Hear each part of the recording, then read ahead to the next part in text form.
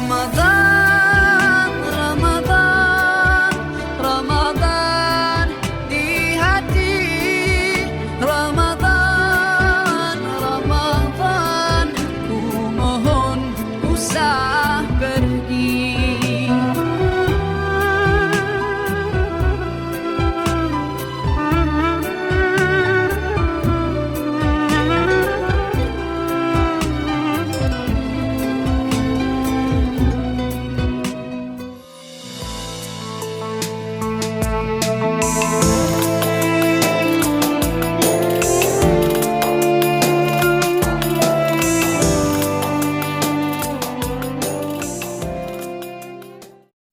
Istrinya tidak. Ustadznya kalem di rumah, istrinya ngelirik kanan kiri. Tetangganya balik lagi ke mall, balik lagi belanja, nggak ada di shopping. Istrinya ustadz harus ikhlas di rumah saja. Bisa nggak begitu? Nggak bisa sekarang. Dulu iya, karena tidak punya tetangga begitu. Hari ini nggak bisa. Kata ustadznya, oke, nggak apa-apa, anak istriku nggak usah ke mall, nggak apa-apa, kasih HP, tiap hari pakai dulu. Uyang juga ustadznya. Itulah godaan-godaannya ya. Tetapi yakinlah, kalau surat Al-Asr tadi diamalkan, kita akan kuat menghadapi gelombang perubahan peradaban. Makanya kemudian ada sebuah peringatan dari Ibnu Athaillah mengatakan al-ita minal khalqi hirman. Pemberian dari seorang makhluk siapapun itu hirman, utang. Utang. Jadi kalau Anda baik ke orang lain, harapannya Anda adalah orang lain juga baik pada saya. Kalau kita beri orang lain, harapannya ketika kita memberi, kita pun suatu saat akan diberi orang ini. Itu hirman. Al-ita minal khalqi hirman. Wal man'u minallahi ihsan. Tetapi penundaan nikmat dari Allah itu ihsan, sesuatu yang paling baik bagi kita. Harusnya kaya, hari ini belum kaya, itu ihsan dari Allah. Hari ini belum mapan, padahal setiap hari tahajud terus supaya ingin mapan, itu ihsan buat kita. Itulah hal yang terbaik yang Allah berikan buat kita. Kenapa? Karena kita dianggap belum layak untuk menerima limpahan anugerah dari Allah. Kita belum layak jadi mediator rezeki yang Allah berikan, yang kemudian disampaikan kepada orang lain. Al-man'u minallahi ihsan. Yang ini kadang kita tidak bisa memahami pesan-pesan Allah Subhanahu wa taala. Makanya sebuah lembaga seperti ini, jangan pernah berharap sebuah kehebatan kalau tidak berbuat hebat.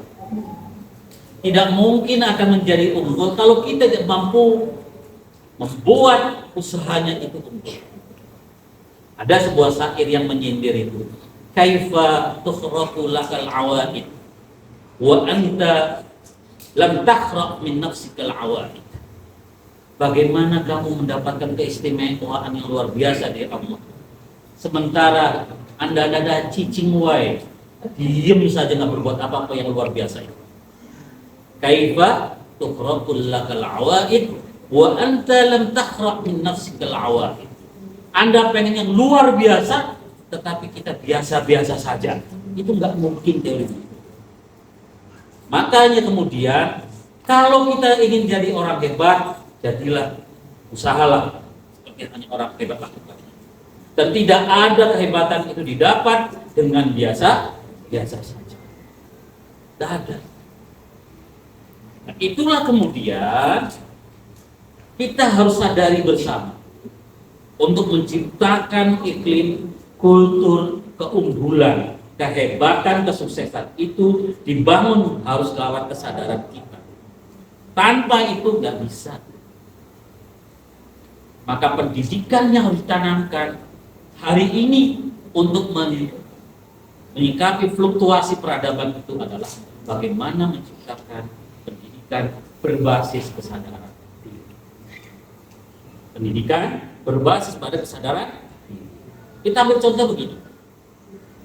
Kita punya anak di rumah. Kalau ada piring kotor diam saja, itu artinya anak kita belum ada kesadaran. Kalau punya siswa lihat kelasnya kotor diam saja, berarti kita belum bisa membangun kesadaran siswa untuk melakukan kebersihan.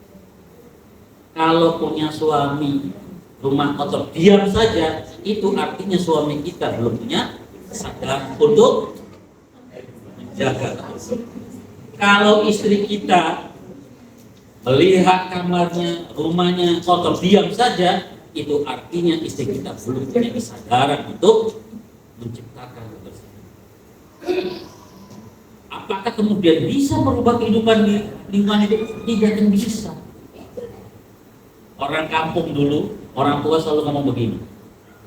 Bagaimana kita akan mendapatkan rezeki rahmat dari Allah Subhanahu wa taala sementara malaikat rahmat gak pernah datang ke rumah?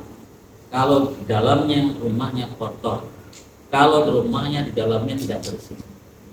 Rakyat malaikat rahmat itu kan turun ketika rumah kita itu bersih, rapi. Itulah teologi orang awam dulu. Maka kemudian setiap hari mereka nyapu apa adanya untuk melihat rumahnya bersih. Harapannya apa? Ketika rumah bersih rapi itu, turunlah malaikat rahmat untuk memberikan rezeki kepada kita semua. Kesadaran diri yang dibangun dari teologi yang sangat sederhana. Hari ini Bapak Ibu sekalian sudah diajarkan berbagai teori yang luar biasa, pengetahuan yang luar biasa.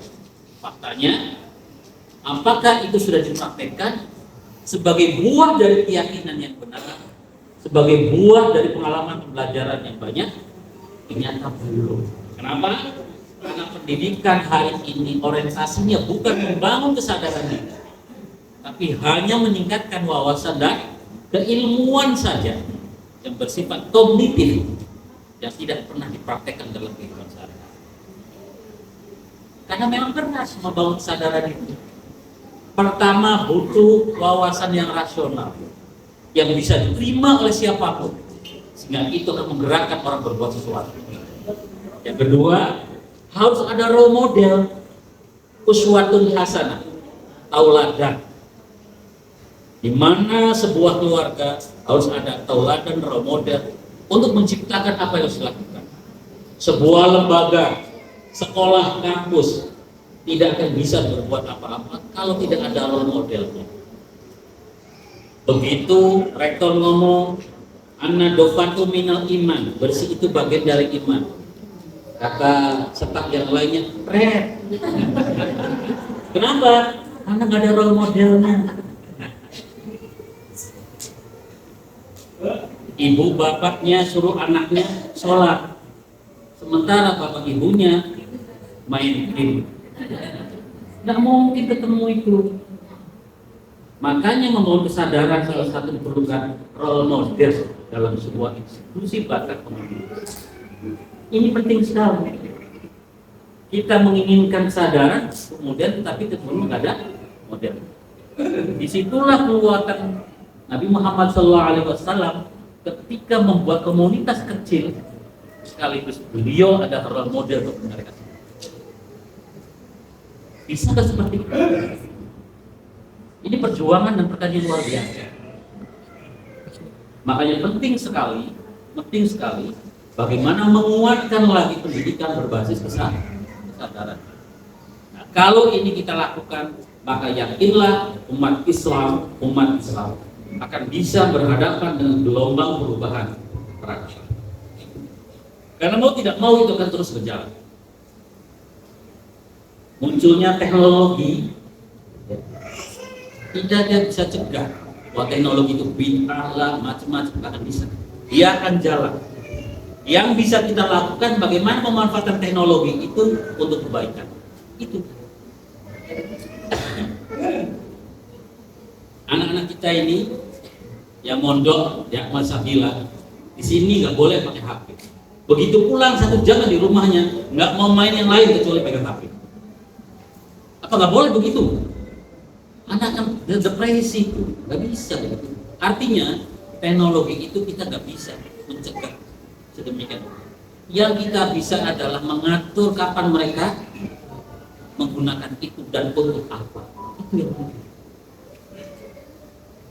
Makanya kalau ada ustaz, kiai, gadget haram, begitu dia selesai ceramah, gadgetan. Ya, karena dulu ada seorang ustaz menggebu-gebu ya, sedikit haram, sedikit boikot, sedikit bid'ah terus. Suatu saat ketemu saya di KFC, saya tanya, Ustaz, ini Amerika loh KFC itu? Iya, katanya haram. Oh iya, ini anak saya mau, saya enggak. Gimana? Itu kan bahaya sekali begitu. Artinya kalau tidak bisa menyatukan antara iman, amal soleh dengan yang seterusnya itu, kita akan cenderung melahirkan orang-orang santri-santri, siswa-siswa yang hipokrit, munafik.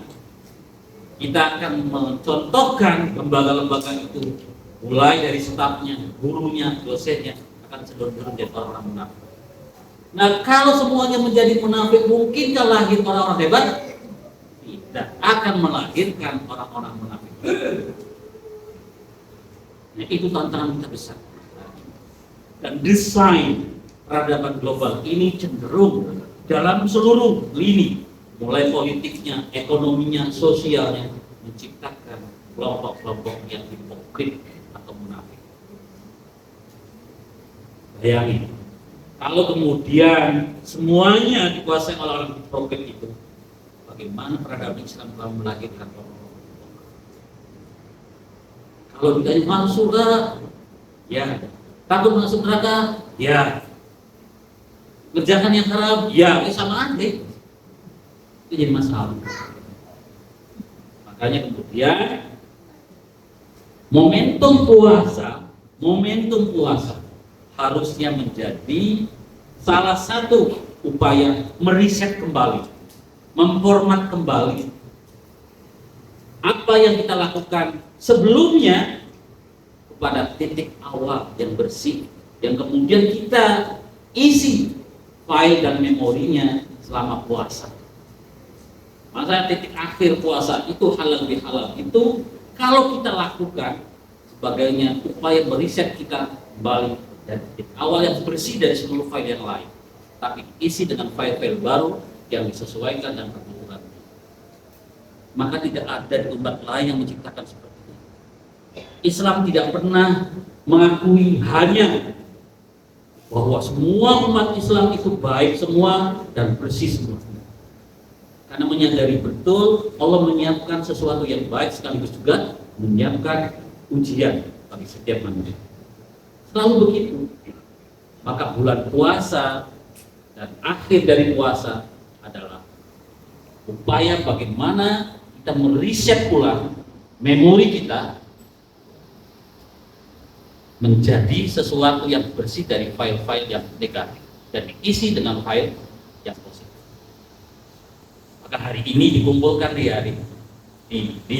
lembaga ini, harapannya kita punya kesadaran selama bulan puasa disiapkan file-file positif.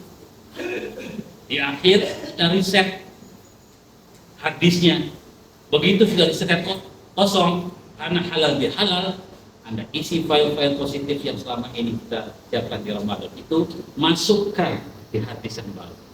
Maka itulah yang sebenarnya diinginkan. Kenapa halal bihalal itu dilaksanakan sebagai upaya mengisi, meriset dan mengisi kembali memori kita tentang hal-hal yang baik dan menjadi contoh ke depan, modal dan persiapan pada fase-fase berikutnya. Itu saja yang boleh saya sampaikan. Kalau ada yang nanya juga boleh. Ya, nanti boleh tanya jawab boleh. Sambil kita sampaikan apa yang harus kita lakukan. Karena begitu, sekali lagi saya sampaikan, kaifa tukhraqul awaid wa anta lam tahraq min nafsika kamu tidak akan nggak pernah akan dapatkan sebuah keajaiban luar biasa kalau kita tidak melakukan hal-hal yang luar biasa. Kalau tidak, terima kasih dan mohon maaf. Assalamualaikum warahmatullahi wabarakatuh.